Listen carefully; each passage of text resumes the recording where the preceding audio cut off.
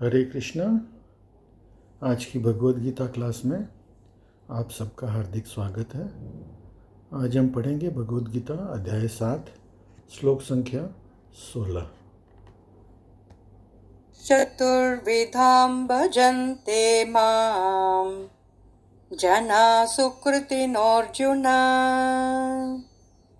Ortho जिज्ञासुरर्थार्थी ज्ञानी च भरतर्षभ। अनुवाद। हे भरत श्रेष्ठ, 4 प्रकार के पुण्यात्मा मेरी सेवा करते हैं। आर्थ, जिज्ञासु, अर्थार्थी तथा ज्ञानी। अभी अर्थ का मतलब क्या हुआ? अर्थ का मतलब होता है जो कि तकलीफ़ में है। जब हम तकलीफ़ में होते हैं तब हमको भगवान याद आते हैं हमेशा। हे भगवान मुझे बचाओ। तो दुख में सुमिरन सब करे, सुख में करे न कोई। जो सुख में सुमिरन करे तो दुख काहे को होए। तो भाई हमेशा ही आप भगवान का सुमिरन किया करो ना, तो दुख होगा ही नहीं। खैर चलो कोई बात नहीं, आप कम से कम दुख में भी अगर आप भगवान का सुमिरन कर रहे हो तो अच्छी बात है।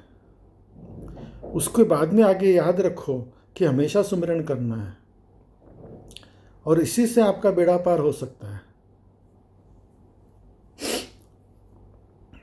दूसरी कैटेगरी है जिज्ञासु। जिज्ञासु वो देखते हैं, पता नहीं ये क्या है, ये हरे कृष्णा वाले ये लोग क्या कर रहे हैं, चलो अंदर जा कर के देखते हैं। ये लोग सुबह सुबह उठ कर के मंजीरा बजा रहे हैं, नाच रहे हैं, क्या कर रहे हैं, चलो हम भी चल के देखते हैं। जिज्ञासु। और जिज्ञासा के वश वो आते हैं और यहाँ पे उनको रस मिलता है। रस मिलता है तो यहाँ पे ही रम जाते हैं। तो बहुत अच्छी बात है। तो इस तरीके के लोग जो हैं वो अपना जीवन सफल कर सकते हैं। अर्थार्थी। अभी किसी को धन की लालसा होती है। अभी धन के लिए कोई क्या करता है? भगवान से प्रार्थना करता है, भगवान आप लक्ष्मीपति हो, मेरे को लक्ष्मी दे दो। अरे भगवान से लक्ष्मी मांगने के बदले आप भगवान को मांगो ना। भगवान लक्ष्मी आप मांगोगे, चलो भगवान दे भी दें, लेकिन लक्ष्मी जी जो है वो पतिव्रता स्त्री है। वो अपने पति के बिना रह नहीं सकती है।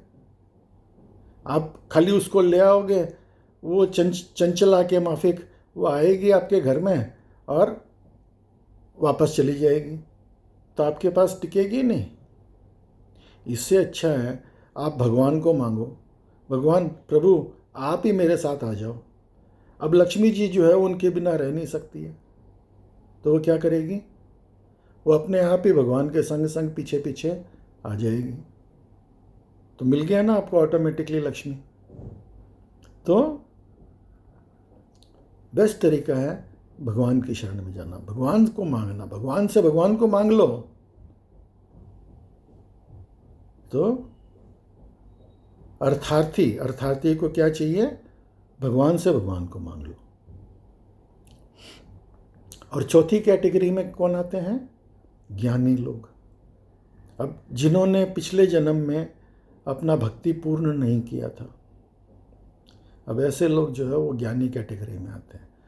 वो लोग अपनी साधना पूर्ण नहीं कर सके थे, तो भगवान ने जैसे बताया भगवद गीता में पहले कि अगर आपने साधना पूर्ण नहीं की तो आपको किसी अच्छे घर में जन्म मिलेगा, किसी ब्राह्मण के घर में जन्म मिलेगा, वैष्णव के घर में जन्म मिलेगा, तो आप अपनी भक्ति पूर्ण कर सकते हो। तो ये लोग जो है ज्ञानी होते हैं और ये लोग जो है अपनी भक्ति पूर्ण करना चाहते हैं। बहुत अच्छी बात है। तो ये 4 तरीके के लोग भगवान को सरेंडर करते हैं। अगला श्लोक पढ़ेंगे। तेषां ज्ञानी नित्ययुक्तः एकभक्तिर्विशिष्यते प्रियो हि ज्ञानिनोत्यर्थम् अहं स च मम प्रियः। अनुवाद: इसमें से जो परम ज्ञानी है और शुद्ध भक्ति में लगा रहता है वह सर्वश्रेष्ठ है, क्योंकि मैं उसे अत्यंत प्रिय हूँ और वो मुझे अत्यंत प्रिय है। तो अब ये भगवान यहाँ पे बताते हैं कि वैसे तो उनके लिए चाहे नास्तिक हो आस्तिक हो कोई भी हो, भाई हम सब भगवान के बच्चे हैं, तो उनको अपने बच्चे सारे जो है, अभी आपको अपने बच्चे लायक हो नालायक हो कुछ भी हो, आपको तो अच्छे लगते ही हैं, तो भगवान को सब अच्छे लगते हैं, वो उन सब का भरण पोषण करते हैं। ये बोलने की ज़रूरत नहीं है कि O Lord give me my daily bread. अभी एक तो क्रिश्चियन संस्कृति के अंदर ऐसा बताया गया, हम लोग ऐसा प्रार्थना नहीं करते, हम तो भगवान से प्रार्थना करते हैं आपकी शरण है। तो भगवान सबका भरण पोषण करते हैं, लेकिन यहाँ पे भगवान खास करके बोलते हैं, बोले जो ये ज्ञानी कैटेगरी के लोग हैं ये मेरे अत्यंत प्रिय होते हैं, क्योंकि मैं उनको अत्यंत प्रिय होता हूँ। अब ये लोग की साधना पूर्ण नहीं हुई पिछले जन्म में, तो ये लोग जो है ये भगवान को पूर्ण तरह से खोजना चाहते हैं, पूर्ण तरह से पाना चाहते हैं, तो ये पूरी भक्ति के साथ में, पूरी मेहनत के साथ में, लगन के साथ में भक्ति करते हैं, तो ये भगवान को अत्यधिक प्रिय होते हैं। तात्पर्य पढ़ेंगे। भौतिक इच्छाओं का समस्त कल्मश से मुक्त, आर्थ जिज्ञासु, धनहीन तथा ज्ञानी ये सब शुद्ध भक्त बन सकते हैं, किंतु इनमें से जो परम सत्य का ज्ञानी है और भौतिक इच्छाओं से मुक्त होता है वही भगवान का शुद्ध भक्त हो पाता है।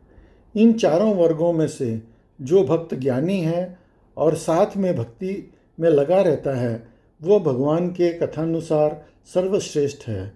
ज्ञान की खोज करते रहने से मनुष्य की अनुभूति होती है कि उसका आत्मा उसके भौतिक शरीर से भिन्न है। अधिक उन्नति करने पर उसे निर्विशेष ब्रह्म तथा परमात्मा का ज्ञान होता है।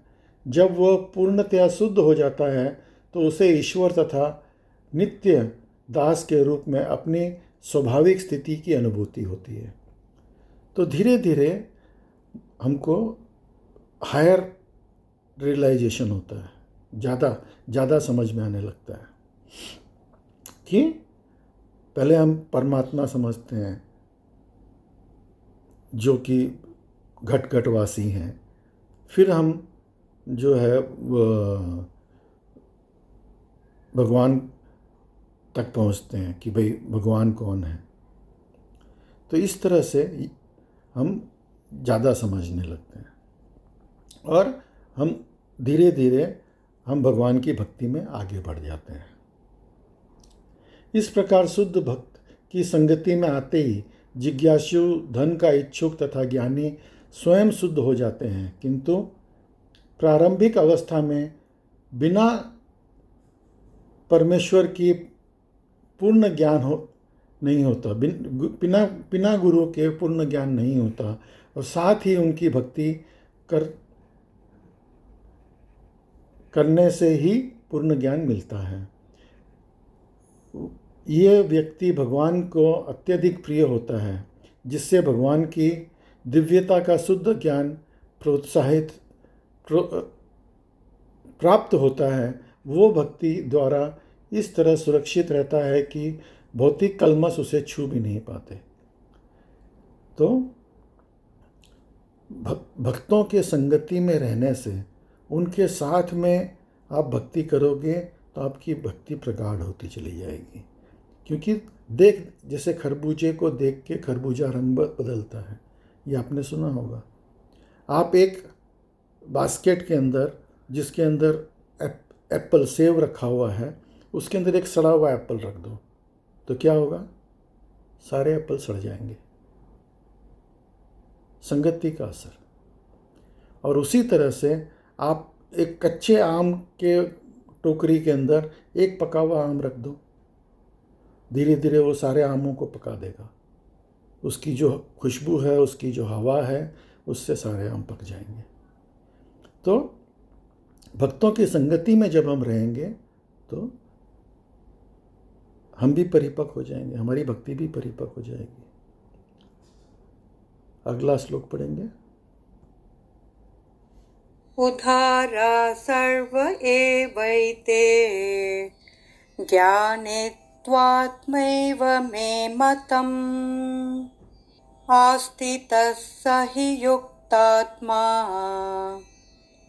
मामेवानुत्तमां गतिम्। अनुवाद। निसंदेह ये सब उदार चेता व्यक्ति हैं, किंतु जो मेरे ज्ञान को प्राप्त है उसे मैं अपने समान मानता हूँ।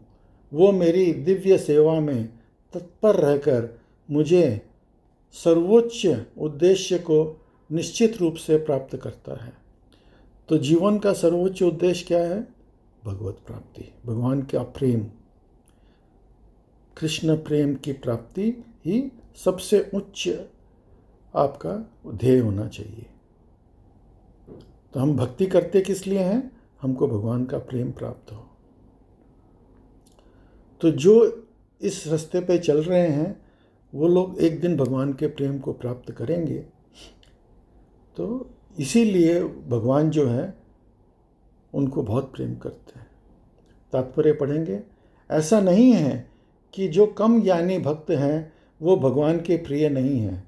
भगवान कहते हैं कि सभी उदार चेता हैं, क्योंकि चाहे जो भी हो, भगवान के पास किसी भी उद्देश्य से आए वो महात्मा कहलाता है। जो भक्त भक्ति के बदले कुछ लाभ चाहते हैं उन्हें भगवान स्वीकार करते हैं। भगवान बोलते हैं श्रीमद् भागवतम में कि अकामो वा सर्व कामो वा मोक्ष काम उदारदी तीव्रेन भक्ति योगेन। मतलब जिसको कोई भी कामना नहीं है, कामना का मतलब भौतिक कामना, जिसको कोई भी भौतिक कामना नहीं है, सर्व कामो वा जिसको सारी कामनाएं हैं, मेरे को ये भी चाहिए, मेरे को ये भी चाहिए, मेरे को वो भी चाहिए, उसके लिए भी क्या करना चाहिए?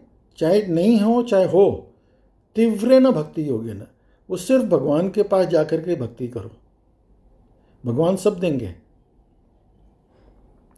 आज आपको अगर कोई चीज़ की ज़रूरत होती है तो आप क्या करते हो?